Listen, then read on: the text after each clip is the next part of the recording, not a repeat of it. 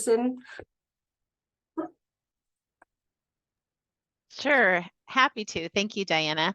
I am the Chief Systems Officer in the Scottsdale Unified School District, finishing up my second year in that role. And my participation in COSN goes all the way back to early days of my first leadership opportunity in IT. I was in Dicer at the time and leading the tech support team there. And I had a leader who introduced me to the organization.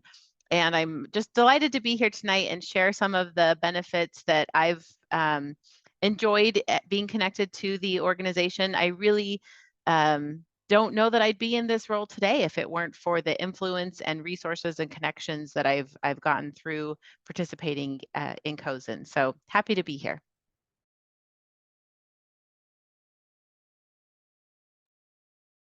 Dave, you want to go ahead and introduce yourself? Sure. Good evening, everybody. My name is David Sanders. I'm the Chief Technology Officer at Mesa Public Schools. I've been there. This will be finishing my last 10th school year. A long time. I think I've been a COSN member. I want to say going on 6 years, or right around 6 years. It's kind of like Michelle said. It's been a great resource for me to be able to see how other larger school districts are getting me to see how they do business, and just the great resources that they offer. So it's helped me put some resources in place at Mesa. Great. And Kelly's here. I'm going to have you introduce yourself, Kelly. But one of the biggest, things that have happened so far this year is the partnership with AzTEA and our partnership with ADE. So Kelly, if you want to maybe elaborate a little bit on the benefits that ADE is giving all the school districts in Arizona. Sure. Hi, everybody. Thanks for having me. I am Kelly, and I know at least Roxy. Nice to see you. I work in the Office of Digital Teaching and Learning at the Arizona Department of Education. I have been in this role about 1.5 years, and what we are trying to do is get to know all of the schools in Arizona, what they're doing with technology, find out what you're doing really well so that we can help you brag about it, and then find out what your needs are so we can help to listen, advocate, and support, and put some resources together. And one of the resources that I'm going to talk about tonight is the COSN membership that we have partnered with AzTEA on to provide to every single school district and charter in the state. So we're really excited about that. We really want to promote that and make sure that people are going to take advantage of it. And the people on the screen, Michelle, David, Diana, Laura, all have experience with COSN and can speak to the advantages of it. So excited to be here and talk about that. And of course, I can talk about anything else we're doing, but I'll try to limit myself. But thank you for having me. Thank you, Kelly. It is, so that's the big talk of tonight, is all the resources that are available to every school district in Arizona for the next fiscal year. And there's just so much that we can talk about when it comes to resources. So there's a lot of us out there that are faced with the same challenges, and by utilizing COSN for the resources, we're not having to reinvent the wheel. And also is a good networking opportunity for all of us that are in the same boat to have these conversations. So I didn't know, Laura, where do you want to go from here? Thought we could talk a little bit about kind of the 3 areas that we have discussed in the past, and it really falls under, and I joked before and I said alliteration makes the world a better place, like an angel gets its wings every time we can alliterate, but relationships, what were the other 2 that we talked about? Relationships, resources, and research. So one of the cool things about the group that's here, I think, is that we have varying lengths of time that we have experienced with COSN. So I am brand new to, not brand new, but fairly new to the COSN, to working with or being a part of COSN. I earned my CEDAL designation, like a month ago, right? Something like that. So I'm as brandy new as you can possibly get as a CEDAL. And I can't remember who was the first one in Arizona. Was that Michelle? Dr. Watt. Number Dr. 1 Watt. Arizona, yes. Yeah. First CEDAL in Arizona. So I think we can really attest to the idea of the perpetuity is not the right word, but it's the word I'm trying to think of or that came to my head right now, of this organization. And I know what I hear sometimes people say is like, who is COSN and why do I care and why do I want to be a part of it? And so that's one of the reasons that we decided to get together today, so we could kind of brag on all the cool stuff and to share out so that everybody goes out and shares out that this is a resources that's funded for a full year. And so, wow, let's take advantage of it and do some great things with it, right? So that's what we will talk about today. And if we begin with talking about, I think, relationships, is it possible? Michelle, do you want to jump in and talk about? I know you were talking about, Is it okay if I first get excited about the CETL? Because Yes. so I started my career as a kindergarten teacher, and I have always wanted to collect things like degrees and certifications. So as a kindergarten teacher, I achieved my master's degree the same semester that I was like, oh man, I got to get out of the classroom. Like there are things I love about it, but if I'm going to work this hard, I need to be paid more. Because teachers work really, really hard. So I went to be an IT professional. Like those two things just feel so incongruent, not to this group that I'm talking to right now, but in the world, you don't meet a lot of other educators with IT expertise. You don't need a lot of other IT professionals with education expertise. So I felt a little bit on my own island for a long time until, and COSN is a place where I found that there were other people that had some of those crossovers in expertise. When they developed a certification that could then, say to the world, this is my areas of expertise: education, IT, and leadership. Those are the three pillars of that certification. I just was so excited about that because it is an unusual, when people looked at my resume at different times when I've been, looking for a new opportunity, educators will look at it and say, you're an IT professional. Why are you talking to us? Or IT professionals will say, you're an educator. Why are you talking to us? So the CETL is something that really helps to brand that area of expertise. So I was really excited when that came along to be able to pursue that and encourage other people along that path. Yeah. And I think that was when I learned about it, that was one of the things that I thought was kind of the coolest, is the word I have, because it is the education. You do need education, or you want to, that somebody who's walking around with a CETL designation they do understand the classroom in some way, shape, or form. They've been there. Like, you were kinder, I was fourth grade, and then I was, middle school. Oh my goodness. So I taught 7th, 8th grade English for a few years. But yeah, you've got that. And then you move into IT, and it's not something everybody does, but it gives you that beautiful lens of being able to, be a part of bridging that gap between the gap between IT and curriculum. And so I think that's just such a great thing that everybody in this room has had the experience, of understanding why that's important, and then being skilled up in how to help do that. I think is really, really it's cool. important from the other side too. So I've never been a teacher, never in a classroom.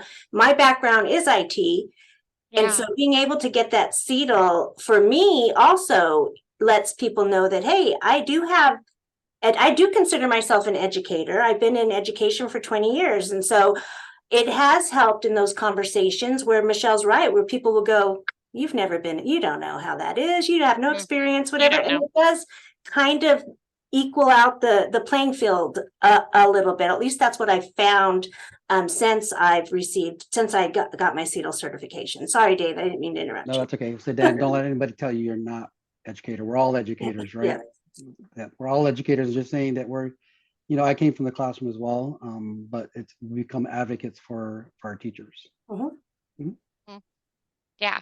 And I think part of what I found really interesting was when I was working with my study group, and one of the cool things when studying for the CETL was getting to work with, we put it together a kind of organic study group from our classes, and then people we just kind of knew. And what I've noticed is the minute I earned that CETL designation, people were like coming out of the woodwork to welcome and make me feel welcome. And you just get this network of people who are just so welcoming and just embrace, you being a part of the group. And I think that's really cool. And what I found when we were working with our study group pre-taking the test, was that my experience in education was just as valued as by the IT directors as was their experience as IT directors was to me coming from curriculum. You know what I mean? So it was just a really neat experience to see everybody working towards a common goal, you know, and we can speak a little bit of a common language. And I think that's one of the, as we, you know, kind of first talk about the whole relationship aspect of the work with COSN, that or partnering or being a part of the COSN community, I think that's the first thing I'm learning being relatively new to this. Can we let Michelle ask a question with her hand raised? Is that okay if we, yeah, Michelle, talk to us. What you got? Where'd she go? I'm right here. Thank you, Laura. There I you really are. You appreciate it. moved on my screen. No, I've been working on my AzTEA educator certification, and Yeah. I would love to know if from everyone's experience here, how the CETL is different than the AzTEA educator certification, which by the way, I swore since I'm double retiring that that was going to be my last certification, but you guys are kind of bringing me along, like maybe I'm going to do another one. So I'd love to hear, how are they different, or are they co-complementary? I'd love to hear input from the panel about that.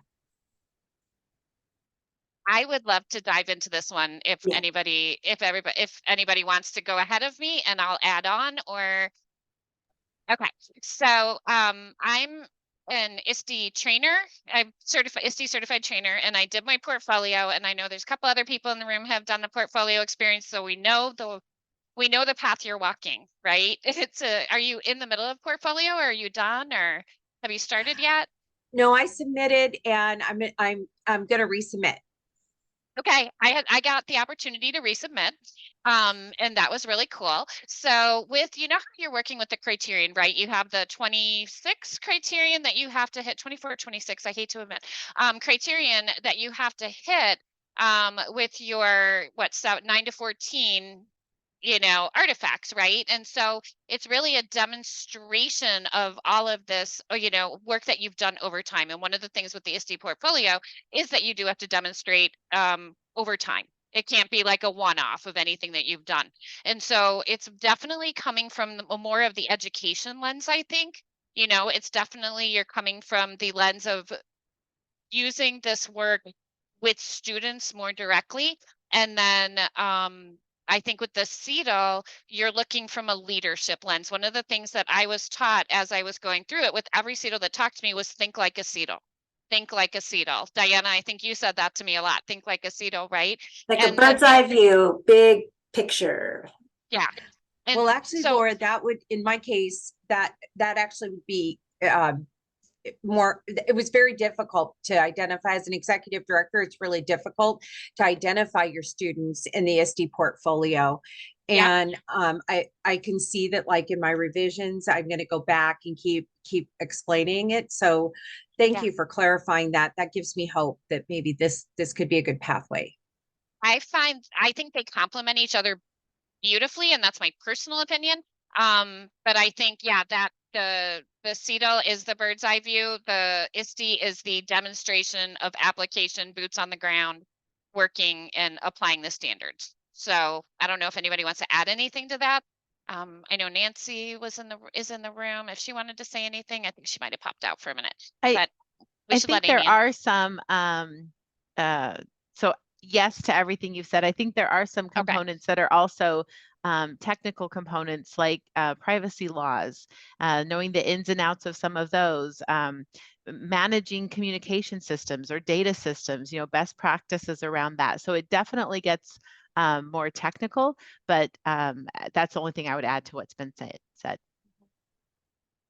And I know I was a little afraid of the technical, you know, actually, I was more afraid of the funding, right, Michelle? Because that wasn't an area of IT that I've really worked in at the district level. Like I've been a site level IT, you know, for a very, very small school where you just didn't have money to spend, you know what I mean? So I didn't have to much worry about it. But again, it was the partnering with the people that I was studying with and learning from. There was never a question that went unanswered. Like if I had a question, and Michelle, I know that's what y'all will find in the experience as well, you know, going through the CETL program. So, Michelle, you talked, and I don't know if this is the right time, but I'm just glancing at when we talked before, you were talking about you went through the CTO Academy, right? That's Yes, there's one an of early, the, do we they want to have dive into one of that? their professional development opportunities is an early career CTO academy. And I knew because I'd had other leadership positions in K-12 organizations that there were some things that aren't new to me about being in this role, but I felt I would benefit from that, and I absolutely did, because they talk about everything from, you know, uh, network design to communication and professional development for your employees and attracting and retaining employees, like everything all the domains that you need to know and do well in this role. But at the same time, I was with a cohort of other people like me, either new to their role or aspiring to that role, and as well as mentors. So people who have been doing this for 20 years and are thought leaders in the space that I got to have, small group presentations from an area of expertise with them and ask them questions, plus a mentor who was my person to reach out to. And we had regular conversations and hearing from his experience and being able to share my experiences. So it really expanded my network. I had built a network of connections through COSN over time, but definitely expanded on that. And it's so great to have those people because, I mean, if you're here, you know the value of our Arizona network, right? But sometimes there are things that are happening in Arizona that have already happened somewhere else, or the context can be a little bit different. And it's nice to get that national perspective. So having some of those folks to reach out to has been useful. I'd say one example, just before we started tonight, we were talking about what we are learning from leaders in the Indiana COSN chapter, because they have a great statewide chapter with huge participation. They really lean on each other and take advantage of a lot of the resources, plus use COSN as the tool to come together around and build relationships. So getting to know those folks both makes me feel like maybe an honorary member of the Indiana chapter, but also that we can learn from what they're doing to help and continue building our community here in Arizona. And I know Diana came back from COSN with our last event when we did this last evenings with AzTEA, and we were talking about cybersecurity, and she was just like spouting like fact after piece of information after connection and person she talked to, right? So yeah, so there was so much good stuff that she picked up there, and like you're talking about all the cool stuff. Diana, did you have anything you wanted to throw into that? And then I'm going to ask Dave the same question. I think that, Michelle, the relationships, so going through that academy or going through even, I've been through like probably 4 student data privacy classes with COSN. The people you meet, you end up leaning on those people. You can reach out to them, and then from all over the country. And if you have a question, you can just email them. And I will say Indiana, yes. I mean, they've got it down. So anybody that you know in Indiana that's in the COSN group, which is, I mean, we talked to somebody just, what was it, 2 weeks ago, Laura? Wasn't he from Indiana? We had Indiana, we talked, Thompson, Indiana. We were talking to, we were talking to Eric in Montana too. I don't know if he was, that might have been a different, we were talking to Tom. Yeah, so I mean, you just build those relationships and you can lean on those people, and it's like a family, like you said, like you meet them and you can reach out and they get back to you. There's no ghosting, and when you do see each other at the annual conference, it's exciting because you've been working with these people all year. So it is about building relationships. I'm curious, where's Dave going? Dave, come back. about your experience with COSN. So what kind of resources do you see as a benefit? It's been great the last few years that I've been in. I've actually volunteered. They have volunteer groups or committees. I serve on the cybersecurity advisory. I think they used to call it advisory council. I think they changed it to cybersecurity educator council. I serve on that committee, first off, because I want to learn, right? And I want to make connections like you guys to see how other school districts are dealing with cybersecurity. And Amy McLaughlin is an awesome resource. She's been helpful with guiding some of the questions I've had, some of the concerns we have had, even just across the nation with districts. So that has been a tremendous resource. We've also have used, participated in their instant response, some of their tabletop exercises from a student to a staff to an outsider. I've even brought in some of my staff to play along with that, just to get them thinking, how would we handle these kinds of things, right? So it's been great. The other thing too is, this summer we at COSN introduced we call it the K-12 CVAT, right? The vendor assessment tool, another tool that could help school districts with assessing vendors if you don't have a vendor assessment way to assess them. So there's a ton of resources, just what you want to take advantage of. I was love that trying- you mentioned the volunteer opportunities as a learning opportunity. Right now is usually the time of year when they are looking for volunteers. So I know I just saw something in my mailbox not long ago about seeking out people, and that's like, I've had opportunities over the last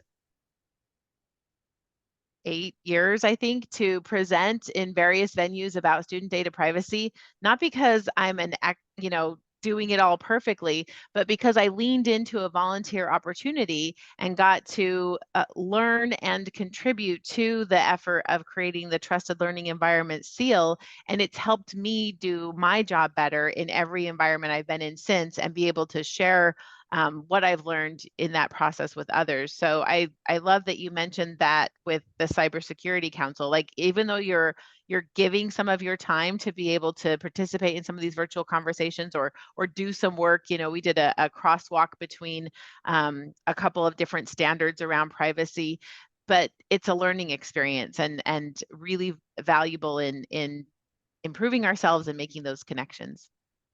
Didn't you get to go to, do I remember, did you get to go to like DC? You got to go to DC, right?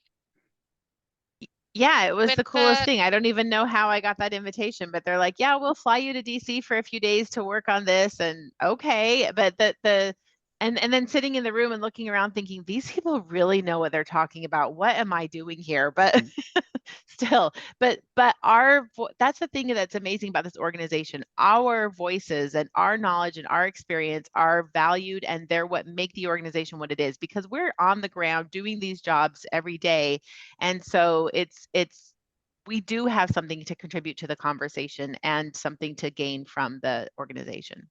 Yeah, We all have that's true. Exactly. I agree. We all have the same problems, right? We're all maybe at different stages, and it's always great to see, well, how did you do that? How did you do this? Yeah. Just to bounce those ideas off each other from just people.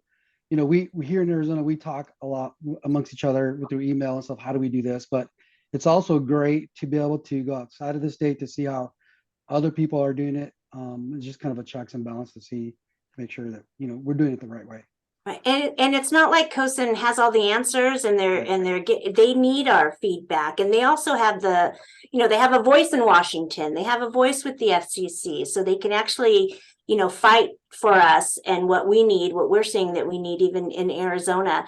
I just got back. I got a COSN scholarship to the ASU GSV conference in San Diego last week, where they sent me to San Diego, and it was a conference of vendors, but they weren't allowed to sell. So what we were there, K-12 leaders, the vendors would meet with us to pick our brains on, we're trying to develop this, would this work in a K-12 environment? Or are we going in the right direction? Where do you see the needs are? And I felt extremely valued, even, after being in the industry for 20 years. I've never been in a situation where a vendor wasn't trying to sell me what they have. They were more like, do you think this would work in K-12, or where do you see AI going? And what about, cybersecurity? And it was a great conference. And I thought this was a good idea. And I mean, lots of young up in, starter companies, and just to see what's coming, because I saw a lot of what's out there and what's on the way. It's amazing, amazing stuff. So yeah, young 19-year-old CEOs, right? Oh yeah, they were kids. Kids. And I was just like, oh my gosh, you guys are brilliant. And There were, you know, a lot of from international. So we talked about FERPA in the US, and a lot of them were like, oh yeah, we heard that. And it was just, you know, they took notes, and I felt like, wow, this is nice. Somebody actually cares about my experience instead of just trying to sell me what they think I need. So Right. it was a great experience. And So I I know, guess I'm sorry, I was just gonna say, I guess my point is COSN wants to learn from us too. We're all part of COSN. It's not like COSN is telling, where you become part of COSN and you're all kind of on that same trajectory to the same goal. Yeah, the membership drives COSN, right? The Yes. membership is COSN. Yes. The strength of it is the better, right? and I love that. And one of the tying into what Michelle was talking about and what we were all talking about with the volunteer opportunities. Like I said, I've, been a CETO for a month, and I've already gotten like tapped on the shoulder to be part of to be able to volunteer. So I was super excited. And the CETO program, when they have the opportunity, you have the opportunity to participate in the classes, right? They have coursework that you can do. And so they're doing a, kind of relook at some of the coursework.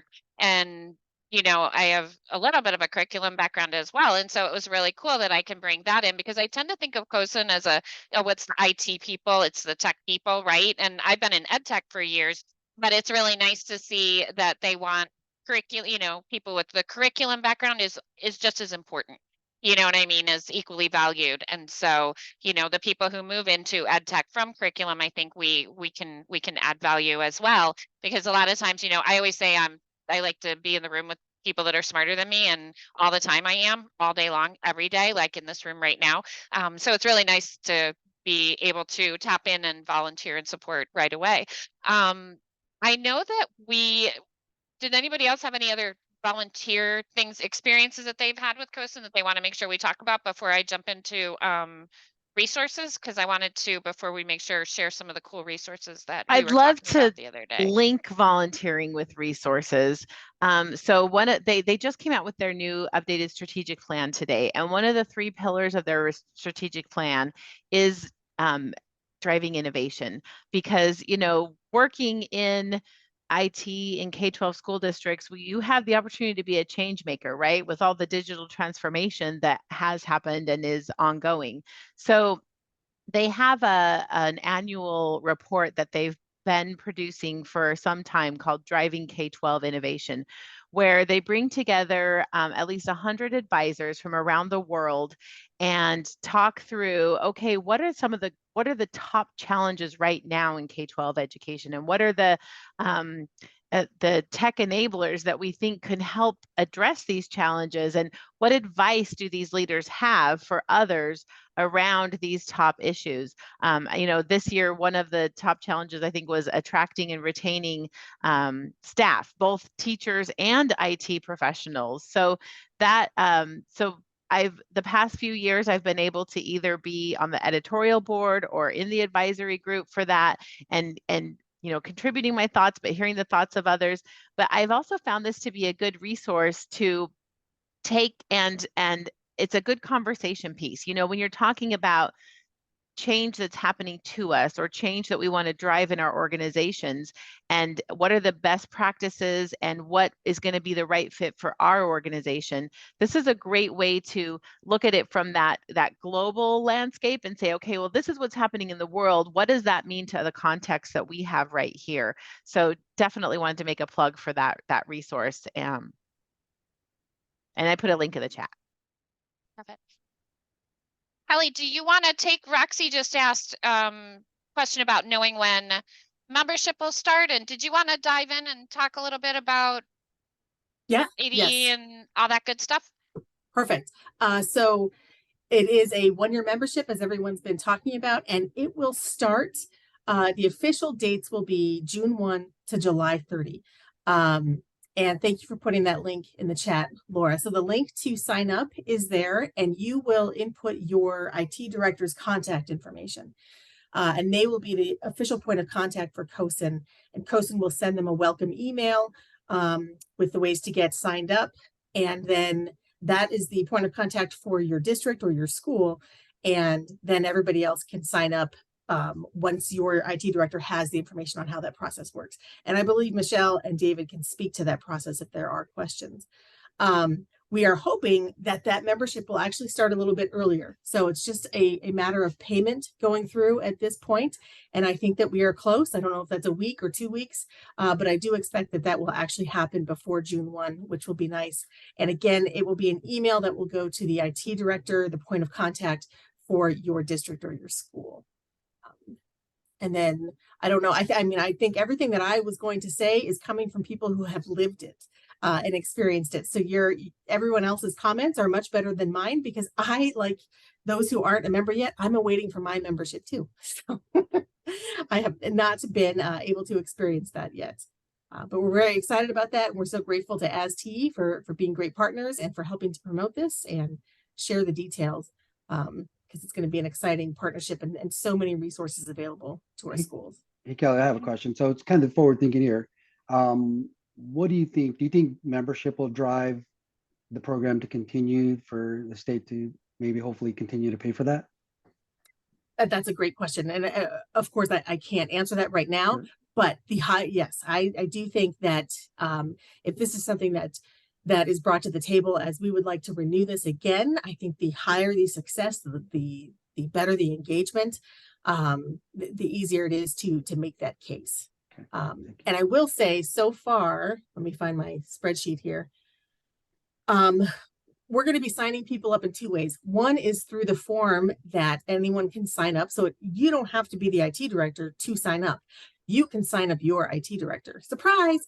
And there's no problems with that. So there is the sign up sheet, and we have more than 90 schools that have signed up so far, just organically by, seeing the emails or hearing word of mouth through AzTEA.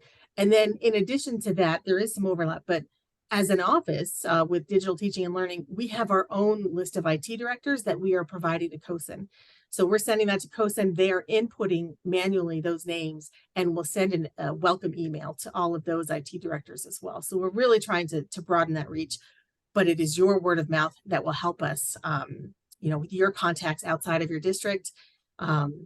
And even there, so I am in the AzTEA certification cohort right now.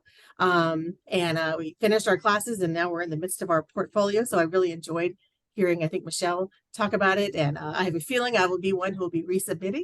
It's not due until October 31st, but that is a group of people that I need to let know, hey, make sure that you know about this opportunity with COSN. Yeah. And resubmitting is never a bad thing. It's an opportunity for, Do they let you resubmit more than once? Yeah. Okay. Yep. I just want to make sure too that membership from ADE is just an awesome opportunity, but we want to also keep in mind that we now have, thanks to AzTEA, an Arizona COSN chapter for the first time. So this is the first year, and I'm hoping that sorry, somebody just waved to me. I'm hoping that well, I know we will be doing some COSN chapter events this year, AzTEA COSN chapter events, because that's part of being a chapter, is we are going to have a focus on some of these resources and do some more COSN events along with AzTEA. So I'm hoping that as we start later on, start talking about things that we're going to do at our AzTEA board meetings, that we're bringing in that component, because that's huge. There's never been an Arizona COSN chapter, and I've talked to me and Dr. Watt have discussed it for years and years and years, and it's finally happened. And I just want to make sure that we are aggressive this year, and we let everybody know what the resources that are available, but also do our own Arizona chapter events as well. So I'm excited about that. Super excited about that. That's going to be great. I know we've been kind of chatting about the different resources and stuff that are available. I don't. Is this one publicly available? Like, here's me being super techie. I actually have it printed out. But the EdTech Leadership Survey Report, I don't know if this one's publicly available or not, but I know that one of the things that it spoke to is the top tech challenges. And I know I've used this in some presentations that I've done at FETC, TCEA. I used it as like the foundation piece for things that we've talked about. But it's really interesting. I think that it's like Dave said at the beginning, like we all have the same problems. We're in different, or challenges or opportunities, whatever we want to call them, but we're in different spaces, or at different, spaces on the journey or whatever. But that, the consistent thing that comes up year over year over year is the existence of silos Mhm.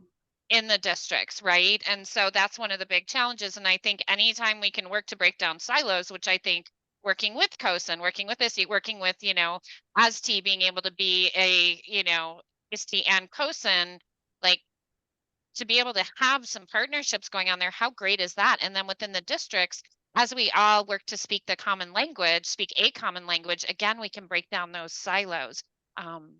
And then I could go into some of the others are, budget No, constraints, resource. I Go ahead. love that you mentioned that report because that is one example of a few where COSN provides a resource because sometimes, even though you're an expert, you're not an expert in your own organization, right? Nope. You need someone else that you can point to saying, they say that this is what needs to happen. This is the state of things, that this is the biggest challenge. This is where we need to devote more of our budget. And that lends some additional credibility. So that report, it goes to COSN members, so reflects the state of what is happening out there in the country. I'll say that early on, COSN was much more heavy with their membership on the East Coast. So the more that we can get Arizona voices in there, we know that public education funding on the East Coast is better than here in Arizona. So having our voices in that survey is important as well. And they are an advocacy group. So some of the changes that happen over time, including the ECF program and E-rate, COSN is advocating for K-12 technology and what we need from federal funding on the Hill. And Dave mentioned earlier how great it is to be able to connect with other large districts across the nation and learn from them even outside of Arizona. But also there are many, many very small districts across the country, and those folks are members of COSN as well. So every type of, just like we have every type of school district here in Arizona, that is every type across the nation as well. So they really have to scale their resources to support very, very small districts and very, very large districts. So I'm glad you mentioned that resource. One other one that I'll just mention, although I haven't used it, they do have a peer review opportunity. So if there's something, for some reason, you want this external perspective on coming in and evaluating the things that are going well and celebrating those, and having that external expertise pointing to the things that are high priority that need to be addressed, and getting support from that from an external perspective. They do have a peer review service as well. We just went through our Cognia accreditation in Scottsdale, and it's a great way to be able to share with our board from an external accreditation service the things that we're really doing well, and have them say, yes, you're doing this really well, and for them to validate the things that we want to focus on and put more resources towards, and say, no, these are important things that you should be working on. So wanted to mention that they offer that service as well. That service is also good if you're not able to convince the powers that be. Having that third party come in and say, okay, well, we reviewed it and you really need to put some budget towards cybersecurity, or you need to, sometimes that helps. I know a lot of small districts that have said that that's what's got them where they needed to go with their cabinet. I rarely say we need to do this because I say. Yeah. I pretty much always say because either the auditor said, or because this is the recommended way to do it. So it's rarely because David wants to do it. I use somebody else's reason why we do that. Yes. And by the way, Michelle, we are funding wise, we are 51 out of 51. We dropped. Just let you know. That did note, Utah What and Arkansas category, start? Hey, Dave, 51 out of 51 in what category? Overall? We're all funding for schools, K-12. We were 48, I believe, for a while. And this year, I think we dropped to 51. I think if your dog starts barking, then everybody else's dogs are going to start, You have a dog in the data center? Is that what's going I on? know, Thank you. right? He's our watchdog. Keeping everything, Yep, making sure sure. nice and I don't know cool why in he's there. barking there. He's cold. Needs to be wrapped in a blanket. So we are at 7:42. So we have about 3 minutes for our lovely, wonderful, amazing presenters to share any last bits before we kind of open up and just kind of go into informal. Let's all just sit and chat about things. So, Kelly, Michelle, Dave, Diana, anything that you haven't had a chance to say yet that you want to make sure goes on record as being something you want to have said tonight? Any last thoughts? I feel like we've covered a lot. I think it's a great opportunity for us to learn and grow, right? Also to see my fellow Arizonans at another conference somewhere in the same spot, right? We've seen each other more there, right? And it's unfortunate, but we've seen each other there. But it's a great learning opportunity for sure. Always open to learn. And COSN does have corporate memberships as well. So you do get to meet with the vendors or the companies that support your internet and support all of that. So that's helpful too, when you can have those discussions even away from the office during a conference about plans that you have, or you can hear from them things that are coming down the pike. So they do have a corporate membership as well. They have corporate board members also. So it's not just K-12 leaders. It's from all areas that support K-12 education. So that's something to keep in mind. And Yeah. I would say, in addition to thinking of yourself and your own professional growth and learning, let's think about all of those around us that are going to be, that we want to lift up and bring into leadership positions, because it is a challenging time to be a leader in a public education system. And so kudos to everyone who is doing the work and leaning into it, but we need to really develop other people to also be doing the work. And this is an organization that can help them learn and grow and become leaders as well. Absolutely. All right. So does anybody have, as before we say thank you for all the great work that y'all did tonight, do we want to open, we can, call like a hard stop to our formal time tonight, and then, unmute, let's talk, let's see what other kind of questions that we have and things we want to talk about. So before that, let me do the formal. Thank you so much. Don't hang up though. Don't leave, everybody, because we'll talk for a few more minutes, but we'll do the formal. Thank you so much, Diana, Dave, Kelly, Michelle, for all of the great information you shared tonight, for taking the time to share with us. Thank you for, on a personal level, for making me feel so welcome in the CETL community as a brand new member of it. And thank you for being on Evenings with AzTEA. And so we had a great time tonight. We really appreciate you. So thank you. That is our formal. So now back to, the after party, we can start. Do we want to, Roxy, got anything you want to talk about? Any thoughts? Anybody want to talk about anything that is not directly related to this, AzTEA, COSN, anything related to any educational technology, or just tell us what you're doing this weekend? I'm just kind of curious, like, what the relationship between COSN and AzTEA, like, you know what I mean? Like, what are the AzTEA people organizing all the COSN things, or are they two separate groups, or like how is that relationship going to work? I think you have the right people in the room. Diana, you want to dive into that? Yes, so it is a partnership. So it is AzTEA/COSN. So one membership, both groups. So everything, so AzTEA is not going to stop what the path they've been going on. But what we'll be doing is adding the COSN portion to that as well. So having that, like I was mentioning, the Arizona State chapter, is we will need to have some COSN chapter events, but it'll just be adding to what AzTEA's already been doing, just kind of with a different resource and different group. But AzTEA's still going to be doing what they've always been doing and continue with that, right, Laura? Is that? And I would say kudos to Diana for really pushing and putting in the time to join the board, because of this idea that we've seen other states where the ISTE affiliate is also the COSN chapter, and that's such a natural connection there. So so excited that we have that now in Arizona. Yeah, super excited about it. And that's it. And like Michelle said, we've seen it in other states and seen how it's been such a successful pairing to give that full circle I don't know how to say it differently, but it really is. It's like a holistic Right. wraparound effect of ed tech. And or with ed tech. ADE purchasing memberships, that also means AzTEA membership. So you have an AzTEA COSN membership for a year. So we don't want to forget that part, because that's important. Yeah.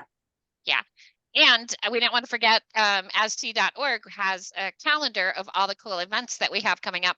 I was going to mention it before, but it wasn't the time, Dave. Dave, I think you were talking about tabletop exercises for a little bit. And I believe, don't we have one coming up? I think it's Yes, you May, do. right? I have details on that. May, yeah, May, perfect. May May? 9th, right? Yes, Interactive I rooms with can. tabletop simulation.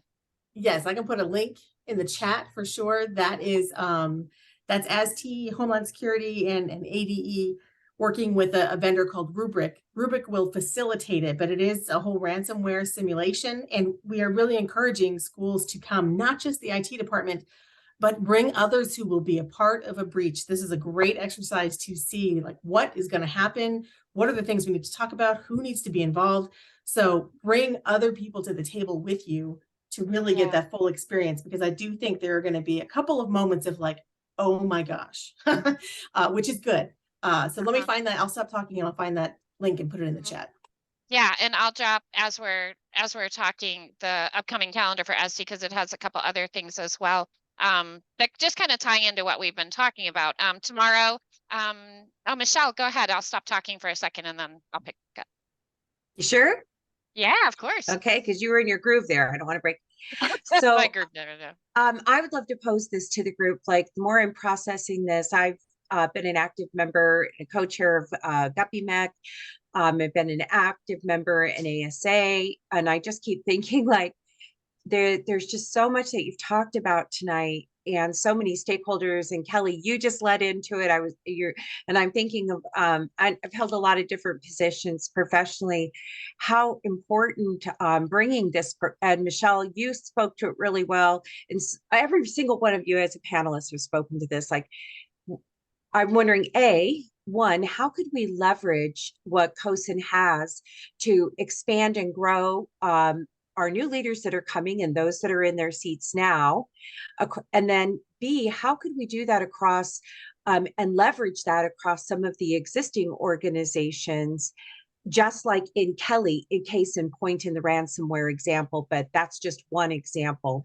I'd love to hear from you. I'm sure you designed that in your mind, each one of you, David, Diana, and Michelle. You're thinking about that all the time. Like, gosh, I wish we could get those ASA people here, or the business people here, or the curriculum, So do you think we could, AzTEA as an organization, maybe strategically approach that? And I'd love to hear how you framed that in your mind. I'd love to hear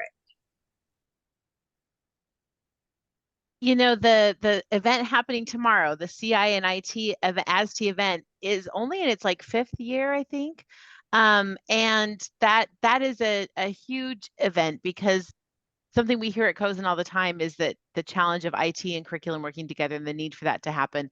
But I'm seeing change. When I was in a role of a director of instructional technology in Dysart, I was going to keep it quiet, but Diana's here. I partnered really closely with the curriculum director because we were working on a lot of digital transformation. But at the time, it was still very much like, we're curriculum, your technology. And you can't be. The curriculum directors have to know about technology. And I was so excited. Just this week, I had a conversation with our science coach who is working on a big adoption. And I said, hey, we haven't been able to connect. And I'm worried about these things that you're close to recommending to the board, because I don't know about the interoperability and security of these products. And she's like, don't worry, we've been asking these questions, and this one has Clever, and this one has, like, they know this is part of now their skill set. And I think it's an exciting time. And so it's always a challenge to continue to collaborate. And part of that is just time and resources, but it's so exciting to see how the understanding and the knowledge is really growing. So yes, we have some ed tech coaches who help support a focus on using technology to impact pedagogy, but our curriculum coaches also help people with how to log on and why they can't see that student yet, and how to use this digital curriculum. And that's a real big shift that's happened really quickly. So I don't know if that helps, but with AzTEA, I know that event was specifically targeted at what you're looking at, is that need to collaborate. Sarah, want to jump in? Yes. Thank you for letting me join. Diana, a blast from the past. You're How are on you doing? I'm good. And I'm thinking those twins must be like in 30 by now. No, 13. They're going into high school next year. No. I You have know. another set of twins? No, that's them. Okay. Okay. So I just wanted to say hi and introduce myself and why I'm here.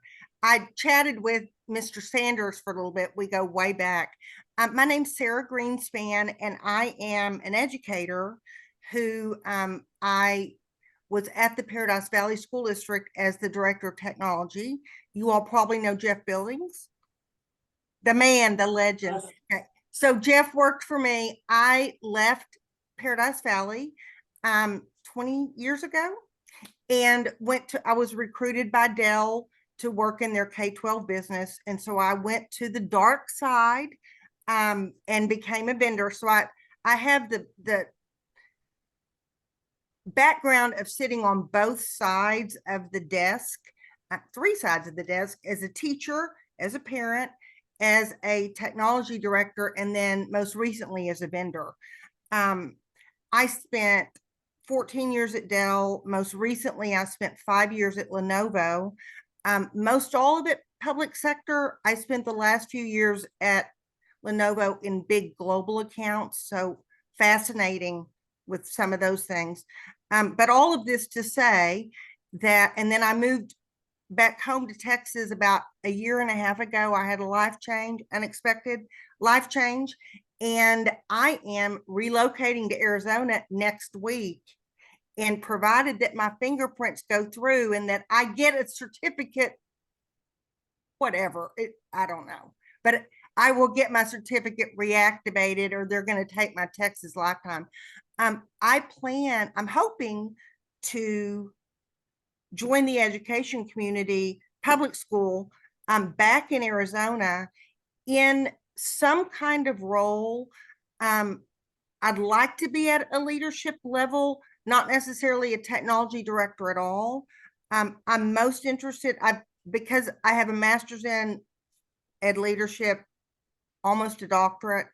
I'd like to do something maybe like in federal programs that impacts everything, that has technology infused in it, and grants and funding. It has curriculum, assessment. It has certainly all the security things. I have a good background, from the pocket to the cloud and everything in between, having been in this industry. So I'm not here to network, Willie. I'm just here to say hello. And if I reach out to you, I'm really trying to just call on my network, because I was in Arizona for so many years, and getting some help with how to pivot back into education in a way that's non-threatening. Because as somebody who was part of that group and then left, and I do have a son that's in college in Indiana, he's at Purdue, he'll be a senior. So leaving helped me do a lot of those things for my family that are wonderful, but I'm in a different phase in my life. And now it's about giving back, and it's about taking all of the experience that I've been privileged to collect and somehow make a difference. So where that's going to be, I don't know. I may end up as a lunch lady, okay, in the fall, but at least I'll be contributing back to my Arizona teacher retirement. Damn it. I can buy in some years at that lunch lady salary. Okay. I don't know if they'll let me do that, but I'm going to find out. So thank you. It interesting just to hear. I have always kept an eye. Who hasn't kept an eye on what's going on in Arizona with everything that's been going on? But as your first technology director of the year, Do y'all still give that award out, Diana? For AzTEA? Laura, you'd know more about the Technology Director of the Year award. Yeah, we're actually going to be talking about that a little bit tomorrow at the Okay. CIIT conference, and nominations are due in September, and you'll start seeing this year's winners posted on social media I'm starting to post them in June to Okay. lead up to the nominations. It was me. Look at me. It was me, maybe, a few years. Yeah. 2001. It was the inaugural year. Myself, Tamara I love it. Edgen. Yeah. Anyway, I just had to throw that out there. So Did you say Tamara, Microsoft Tamara? Retired from Microsoft? Yeah, but Tamara Edgen? but she's now, Okay. getting ready to come back in. Yeah. Oh, is she? Cool. Yeah. I like her. Not Microsoft, but back into the working world. Yeah. Nice. Okay. Yeah, Good yeah. to know. So if I call on you, or, just to pick your brain with, if you hear of anything, etc., I've got lunch lady in the bag, I think. But between now and then, I am putting in applications.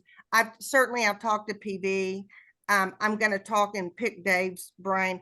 Michelle, I'd love to talk to you. I was going to say, if lunch lady doesn't work out, bus driver definitely, but I'm just being funny. Got that? No, I can relate. I came back to K-12 during the pandemic because just felt that desire to serve. So Yep. Yeah. Yep. And here's the thing.